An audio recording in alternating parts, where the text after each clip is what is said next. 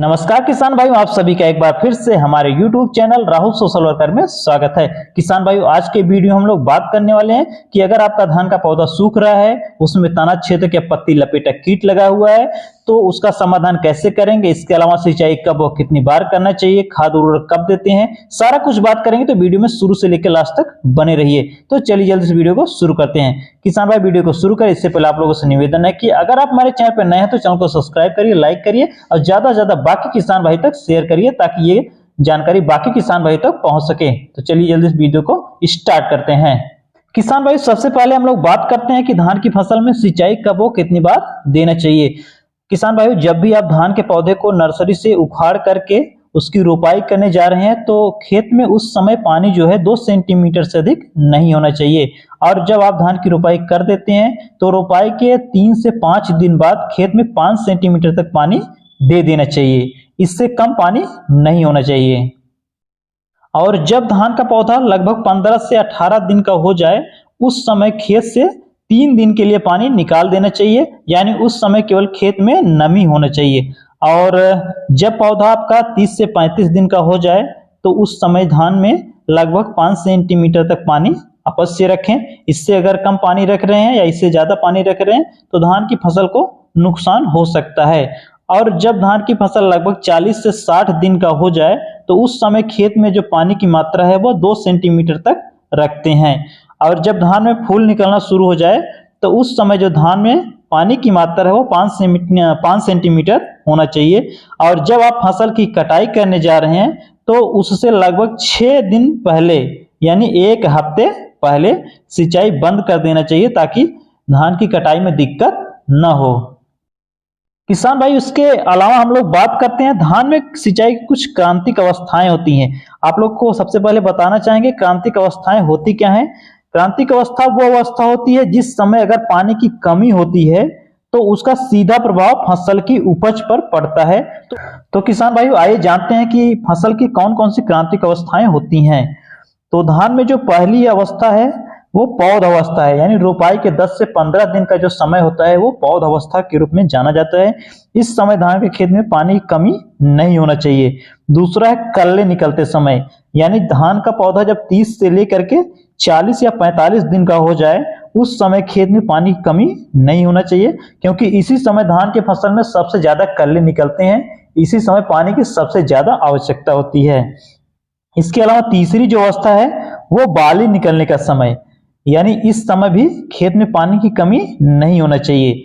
और चौथी जो अवस्था है वो पुष्पावस्था, यानी पुष्पावस्था से लेकर के दाना बनने तक का जो समय होता है वो चौथी अवस्था में आती है, जिसको पुष्पावस्था बोलते हैं। इस समय धान के फसल में पानी की कमी नहीं होनी चाहिए। किसान भाई, जितनी भी अवस्थाएं आपको बताए हैं, पौध अवस्था, कल्ले निकलते समय, बाली निकलते समय, पुष्पावस्था, इन सारे समय जो है धान के फसल में 5 सेंटीमीटर से कम पानी नहीं होना चाहिए। अगर इससे कम पानी है तो धान की फसल का जो उपज है वो कम हो जाता है। तो किसान भाई, ये हो गया कि धान की फसल में सिंचाई कब और कितनी देना चाहिए। तो किसान भाइयों, इसके बाद हम लोग बात करते हैं धान में खाद एवं उर्वरक की। तो इसमें जो नाइट्रोजन है वो 80 से लेकर 100 किलोग्राम, फास्फोरस 50 से 60 किलोग्राम, पोटास 30 से लेकर 50 किलोग्राम प्रति हेक्टेयर के हिसाब से देते हैं। और नाइट्रोजन को 3 बार में देते हैं, यानी एक बार में नाइट्रोजन नहीं देते हैं। फास्फोरस और पोटास को खेत की तैयारी के समय ही दे देते हैं। और आइए जानते हैं कि नाइट्रोजन को कब कब देना चाहिए। तो नाइट्रोजन की जो पहली मात्रा है यानी 1/3 भाग प्रारंभिक डोज के रूप में देते हैं। और दूसरी जो मात्रा है वो कल्ले निकलते समय टॉप ड्रेसिंग के रूप में देते हैं, यानी इसका छिड़काव करते हैं। और इसके बाद अगर तीसरी बात किया जाए तो इसका जो बचा हुआ मात्रा है वो पुष्पावस्था में, यानी जब धान के फसल में फूल आना शुरू हो जाए उस समय देना चाहिए। या धान के फसल में जो फूल आता है उसके 1 सप्ताह पहले अगर आप दे रहे हैं तो वो सबसे अच्छा माना जाता है। किसान भाइयों, नाइट्रोजन यानी यूरिया जो है पौधे की बढ़वार में सहायक होता है, कल्ले निकलने में सहायता करता है। और जो फास्फोरस होता है वो पौधे के जड़ों के विकास के लिए सहायक होता है। और पोटास जो देते हैं दाने में चमक के लिए और दाने की जो क्वालिटी है उसको बढ़ाने के लिए हम लोग उपयोग करते हैं। इसके अलावा हम लोग जिंक का भी प्रयोग करते हैं। अगर आप अपनी फसल में जिंक का उपयोग नहीं कर रहे हैं तो आपकी फसल में खरा रोग लगने के चांसेस हो जाते हैं। तो इसीलिए आप 25 किलोग्राम प्रति हेक्टेयर के हिसाब से जिंक या जिंक सल्फेट का प्रयोग कर सकते हैं। इसके अलावा आप जैव उर्वरक का प्रयोग कर सकते हैं, जैसे जोटोबैक्टर हो गया, जो स्पाइरलम हो गया, बीजी यानी ब्लू ग्रीन एल्गी हो गया, नील हरित शैवाल, इसका भी आप प्रयोग कर सकते हैं।